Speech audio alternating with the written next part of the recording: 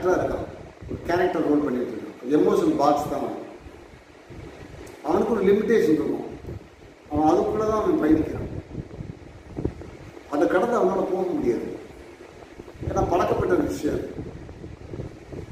அதனால தான் சில பேர் வந்து நம்ம ஒரு மரண வீட்டுக்கு போகிறோம் அப்படின்னா கூட அழுகையை கூட அவங்களால வந்து சில பேர் ஒவ்வொரு லிமிட்டேஷன் தான் பண்ண முடியும். சில பேர் கத்துவாங்க, சில பேர் ரொம்ப மௌனமாக இருப்பாங்க, தேம்பி தேம்பி அழுவாங்க. அவங்களால வந்து அந்த உணர்வு வந்து பெருசாக பண்ண முடியாது. அவங்க வந்து அழுகிறத கூட ரொம்ப சூட்சமாக தான் அழுவாங்க. சில பேர் சத்தம் போட்டு அழுவாங்க.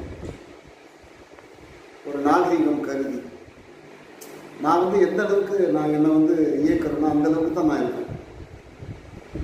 அப்போ ஒரு கேரக்டர் தானே அது சுவாபம் தானே அது. ஹியூமன் ஒவ்வொரு மனிதனுமே ஒவ்வொரு விதமான ஒரு கதாபாத்திரம் தான்.